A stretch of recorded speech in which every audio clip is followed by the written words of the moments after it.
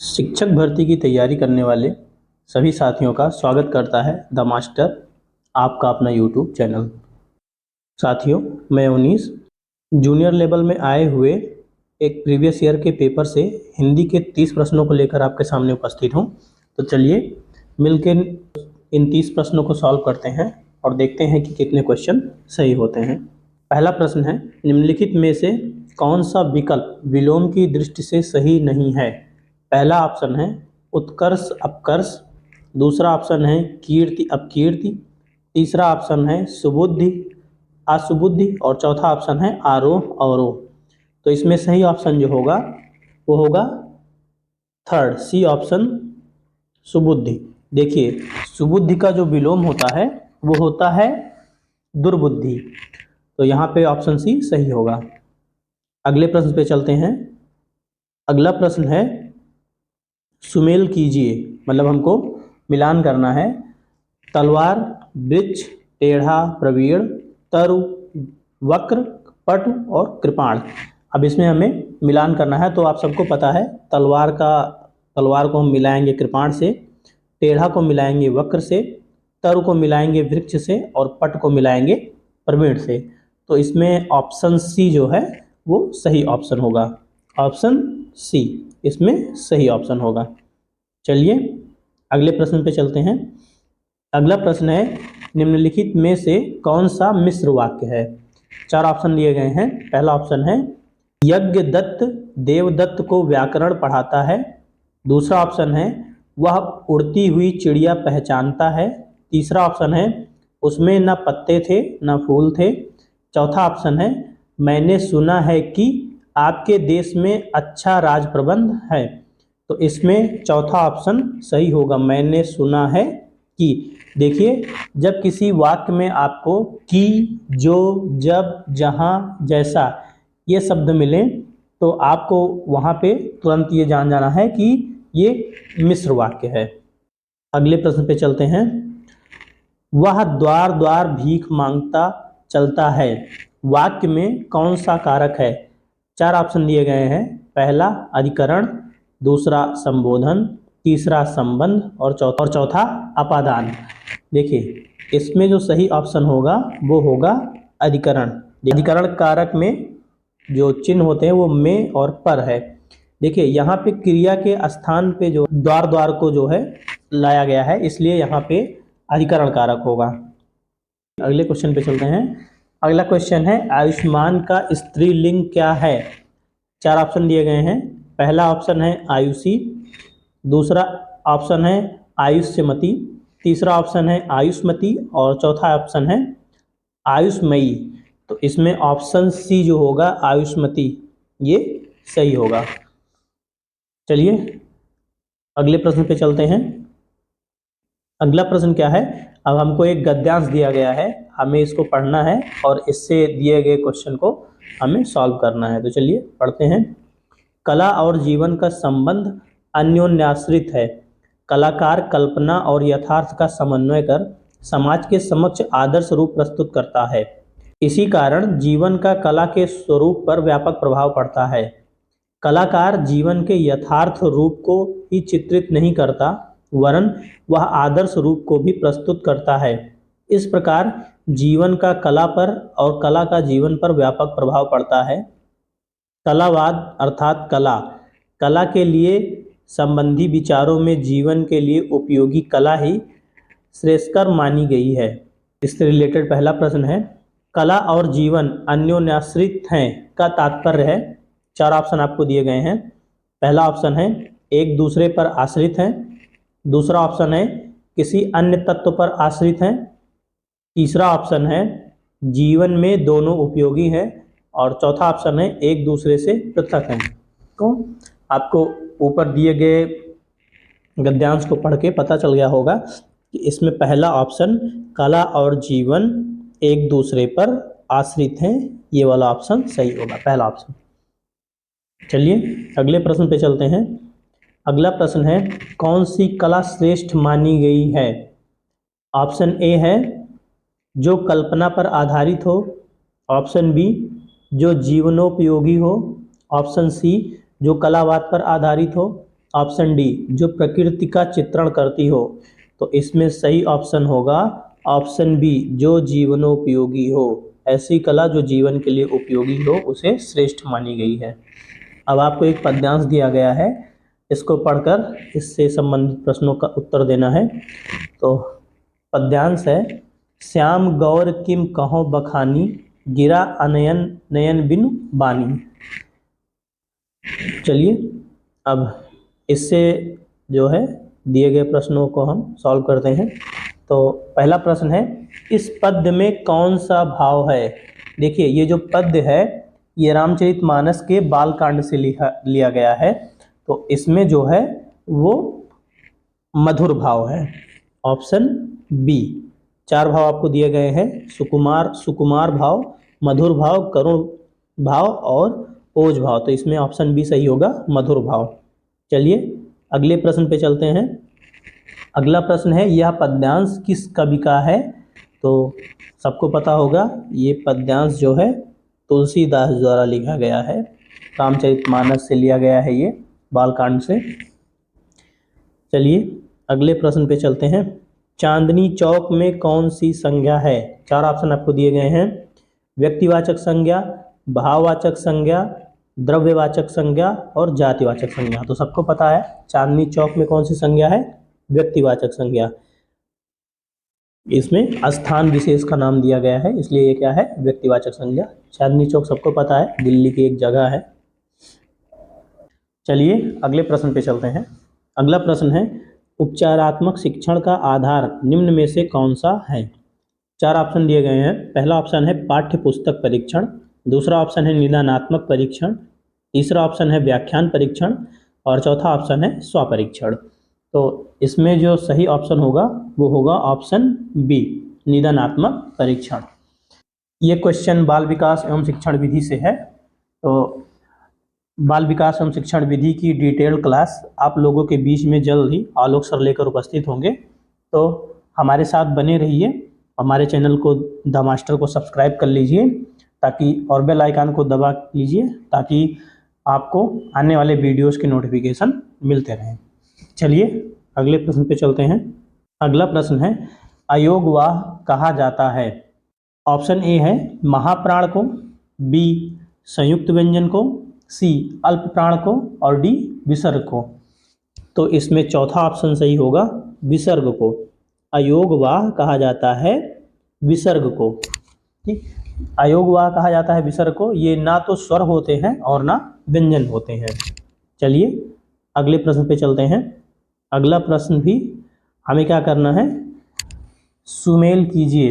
देखिए इसमें एक तरफ जो है साहित्यकारों के नाम दिए गए हैं और दूसरी तरफ उनकी रचनाएं दी गई हैं। तो चलिए इनको हम मिलाते हैं। देखिए पहला सत्यार्थ प्रकाश। देखिए सत्यार्थ प्रकाश लिखी है दयानंद सरस्वती जी ने। उसके बाद रामचरितमानस तुलसीदास जी ने। सूरसागर ये लिखी है सूरदास जी ने और भक्तमाल ये लिखी है नाभादास जी ने। तो इसमें ऑप्शन ए जो होगा वो सही ऑप्शन होगा। पहले का सी, दूसरे का डी, तीसरे का बी और चौथे का ए। ऑप्शन ए इसमें सही होगा। चलिए अगले प्रश्न पे चलते हैं। निम्न में भाववाच्य का उदाहरण है। 4 वाक्य आपको दिए गए हैं। उसमें पहला है उसमें बैठा नहीं जाता, दूसरा है राम से खाया नहीं जाता, तीसरा है राम पत्र लिखता है, चौथा सीता पुस्तक पढ़ती है। तो इसका जो सही ऑप्शन होगा वो होगा ऑप्शन डी, पहला एवं दूसरा। ये दोनों ऑप्शन जो हैं वो भाववाच्य के उदाहरण है। उसमें बैठा नहीं जाता और राम से खाया नहीं जाता, ये दोनों जो वाक्य हैं वो भाववाच्य के उदाहरण हैं। अगले प्रश्न पे चलते हैं। अगला प्रश्न है, निम्नलिखित में से कौन सा उत्तर सही है। 3 सेंटेंस आपको दिए गए हैं, पहले इनको पढ़ते हैं। अनुस्वार पूर्ण अनुनासिक ध्वनि है। दूसरा ऑप्शन है वर्ग का पंचमाक्षर अनुनासिक होता है। और तीसरा ऑप्शन है अनुनासिक के उच्चारण के दौरान नाक से बहुत कम सांस निकलती है और मुंह से अधिक। 4 ऑप्शन आपको दिए गए हैं, केवल 1 एवं 2, दूसरा केवल 1, तीसरा केवल 3 और चौथा ऑप्शन है 1, 2 और 3। तो आपको बताने हैं कि इन 3 वाक्यों में से कौन सा वाक्य ज़्यादा सही है, मतलब कौन से 3 जो है वाक्य, वो तीनों में से कौन से वाक्य सही हैं। तो इसमें जो है अनुस्वार पूर्ण अनुनासिक ध्वनि है, ये भी सही है। अगला वर्ग का पंचमाक्षर अनुनासिक होता है, ये भी सही है। और अनुनासिक के उच्चारण के दौरान नाक से बहुत कम सांस निकलती है और मुंह से अधिक, ये भी ऑप्शन लगभग सही है। तो इसमें जो ऑप्शन होगा वो हमारा चौथा ऑप्शन डी, ये सही होगा। इसमें तीनों सेंटेंस जो हैं वो सही हैं। चलिए अगले प्रश्न पे चलते हैं। मिट्टी का माधव होने का अर्थ है, मिट्टी का माधव होना। मिट्टी का माधव होना 4 ऑप्शन आपको दिए गए हैं। पहला है कृष्ण की मूर्ति, दूसरा बहुत ही मूर्ख, तीसरा समझदार होना, चौथा मिट्टी की मूर्त होना। तो इसमें जो सही ऑप्शन होगा वो होगा बहुत ही मूर्ख। मिट्टी का माधव होने का अर्थ होता है बहुत ही मूर्ख होना। चलिए अगले प्रश्न पे चलते हैं। अगला प्रश्न है, तद्धित का संधि विच्छेद क्या है? तद्धित का संधि विच्छेद, पहला ऑप्शन है तत् धनहित, दूसरा ऑप्शन है तद धनहित, तीसरा ऑप्शन है तत् धनधित और चौथा ऑप्शन है तद धन धित। तो इसमें जो सही ऑप्शन होगा वो होगा तत् धन धित, ये व्यंजन संधि का उदाहरण है। तो इसमें तीसरा ऑप्शन सही होगा तत् धित, इसमें कौन सी संधि है? व्यंजन संधि है। चलिए अगले प्रश्न पे चलते हैं। अगला प्रश्न है, उद्विग्न का संधि विच्छेद क्या है? उद्विग्न का संधि विच्छेद क्या है? पहला ऑप्शन है उत्धन विघ्न, दूसरा ऑप्शन है उत्धन भिन्न, तीसरा ऑप्शन है उद्धन दिन और चौथा ऑप्शन है उत्धन दिग्न। तो इसमें जो सही ऑप्शन है वह है ऑप्शन ए, उत्धन विघ्न, ये मिला के हो गया है उद्विग्न। इसमें पहला ऑप्शन सही है, इसमें भी व्यंजन संधि है। साथियों आप सभी को हिंदी के डिटेल्ड वीडियो इसी चैनल द मास्टर पर मिल जाएंगे, तो हमसे जुड़े रहिए और इस चैनल को सब्सक्राइब कर लीजिए और बेल आइकन पर क्लिक कर दीजिए, जैसे हमारे आने वाले वीडियोस की नोटिफिकेशन आप लोगों को मिलते रहें। अगला प्रश्न है, बीती विभावरी जागरी, अंबर पनघट में डुबो रही, तारा घट उषा नागरी। उपर्युक्त पंक्ति में कौन सा अलंकार है? तो इसमें जो है वो रूपक अलंकार है। इसमें पहला ऑप्शन जो है वो सही होगा। इसमें कौन सा अलंकार है? रूपक अलंकार है। चलिए अगले प्रश्न पे चलते हैं। अगला प्रश्न है, बिन घनश्याम धाम धाम ब्रज मंडल में उधव नित बसत बहार वर्षा की है, इसमें प्रयुक्त अलंकार है। 4 ऑप्शन आपको दिए गए हैं। पहला ऑप्शन है यमक, दूसरा ऑप्शन है श्लेष, तीसरा ऑप्शन है रूपक और चौथा ऑप्शन है उपमा। तो इसमें दूसरा ऑप्शन बी श्लेष, इसमें श्लेष अलंकार है। यहाँ पर घनश्याम शब्द का 2 अर्थ है, पहला बादल और दूसरा कृष्ण। चलिए अगले प्रश्न पे चलते हैं। अगला प्रश्न है, निम्नलिखित में से कौन सा शब्द एक वचन तथा बहुवचन दोनों में प्रयोग हो सकता है? 4 ऑप्शन आपको दिए गए हैं। पहला ऑप्शन है लड़का, दूसरा ऑप्शन है बेटा, तीसरा ऑप्शन है मुनि, चौथा ऑप्शन है बालिका। तो इसमें ऑप्शन सी जो होगा वो सही ऑप्शन होगा। मुनि को हम एक वचन तथा बहुवचन दोनों में प्रयोग कर सकते हैं। बाकी तीनों ऑप्शन के जो है, बाकी तीनों ऑप्शन का एक वचन और बहुवचन दोनों अलग अलग होता है। लड़का का बहुवचन हो जाएगा लड़के, बेटा का बहुवचन हो जाएगा बेटे और बालिका का बहुवचन हो जाएगा बालिकाएं। चलिए अगले प्रश्न पे चलते हैं। अगला प्रश्न है, तत्सम और तद्भव का कौन सा युग्म सही है? 4 ऑप्शन आपको दिए गए हैं। पहला ऑप्शन है कुक्षी कोख, दूसरा ऑप्शन है कपित कैथा, तीसरा ऑप्शन है कर्राहट या कड़ाह चौथा ऑप्शन है अष्ट और आठ। तो इसमें ऑप्शन जो होगा वो पहला ऑप्शन कुक्ष कोख, ये जो है सही होगा। ये तत्सम तद्भव का सही युग्म है। चलिए अगले प्रश्न पे चलते हैं। अगला प्रश्न है निम्नलिखित शब्दों में किसमें उपसर्ग का निर्देश अशुद्ध है। चार ऑप्शन आपको दिए गए हैं। पहला है अध धन सेरा, अधसेरा हो गया है मिलकर। दूसरा ऑप्शन है उत धन ग्रीव, मिलकर हो गया है उद्ग्रीव। तीसरा ऑप्शन है निम धन अज्जित, मिलकर हो गया है निमज्जित। चौथा ऑप्शन है नि धन खरा, ये मिलके हो गया है निखरा। तो इसमें जो सही ऑप्शन होगा वो होगा ऑप्शन डी, नि धन खरा, मिलके हो जाएगा निखरा। देखिए ये विसर्ग जो है, इसमें विसर्ग का लोप हुआ है, इसमें विसर्ग होना चाहिए था नी के बाद। तो ये चौथा ऑप्शन क्या होगा, ये सही होगा निधन खरा। इसमें उपसर्ग का निर्देश जो है वो अशुद्ध है। चलिए अगले प्रश्न पे चलते हैं। अगला प्रश्न है किस शब्द में तत्पुरुष समास है। चार ऑप्शन आपको दिए गए हैं। पहला ऑप्शन है पीतांबर, दूसरा ऑप्शन है त्रिभुवन, तीसरा ऑप्शन है दौड़ धूप, चौथा ऑप्शन है मधुमक्खी। तो इसमें जो है वो ऑप्शन डी सही होगा, ऑप्शन डी मधुमक्खी, यानी कि मधु की मक्खी। पीतांबर में कर्मधारय समास है, दौड़ धूप में द्वंद्व समास, दौड़ और धूप, और त्रिभुवन में भी कर्मधारय समास है। चलिए अगले प्रश्न पे चलते हैं। अगला प्रश्न है सिर पर सवार रहना मुहावरे का अर्थ क्या है। ऑप्शन ए भाग जाना, ऑप्शन बी मरने मारने पर उतारू होना, ऑप्शन सी पीछे पड़ना, ऑप्शन डी बाधक होना।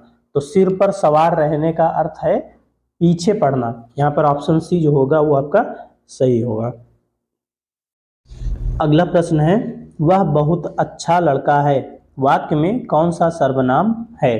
पहला ऑप्शन है अनिश्चयवाचक सर्वनाम, दूसरा ऑप्शन है संबंधवाचक सर्वनाम, तीसरा ऑप्शन है निजवाचक सर्वनाम, और चौथा ऑप्शन है निश्चयवाचक सर्वनाम। तो इसमें सही ऑप्शन जो होगा वो होगा डी निश्चयवाचक सर्वनाम। जहाँ पर यह और वह ये शब्द आ जाते हैं वहाँ पे निश्चयवाचक सर्वनाम होता है। चलिए अगले प्रश्न पे चलते हैं। अगला प्रश्न है मनोहर जीवन भर पूरा सुख भोगता रहा, इसमें कौन सा विशेषण है। चार ऑप्शन आपको दिए गए हैं। पहला ऑप्शन है गुणवाचक विशेषण, दूसरा ऑप्शन है सार्वनामिक विशेषण, तीसरा ऑप्शन है संख्यावाचक विशेषण, और चौथा ऑप्शन है परिमाणवाचक विशेषण। तो इसमें जो है ऑप्शन सही होगा ऑप्शन डी परिमाणवाचक विशेषण। इसमें सुख की विशेषता बता रहा है कि उसने पूरा, और पूरा जो है एक परिमाणवाचक शब्द है, इसलिए यहाँ पे परिमाणवाचक विशेषण होगा।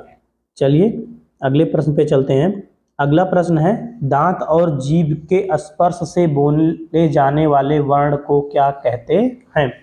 चार ऑप्शन आपको दिए गए हैं। पहला ऑप्शन है दंत्योष्ठ, दूसरा ऑप्शन है कंठोष्ठ, तीसरा ऑप्शन है मूर्धन्य, और चौथा ऑप्शन है दंत। तो दांत और जीभ के स्पर्श से बोले जाने वाले वर्ण जो हैं वो है दंत।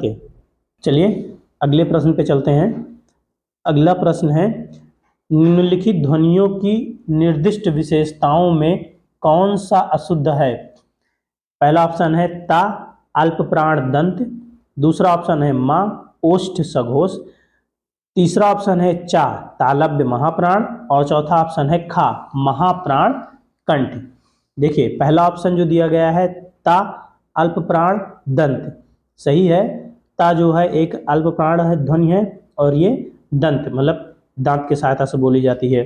दूसरा ऑप्शन है माँ ओष्ठ सघोष, ये भी सही है। तीसरा ऑप्शन है चा तालव्य और महाप्राण, ये भी सही है।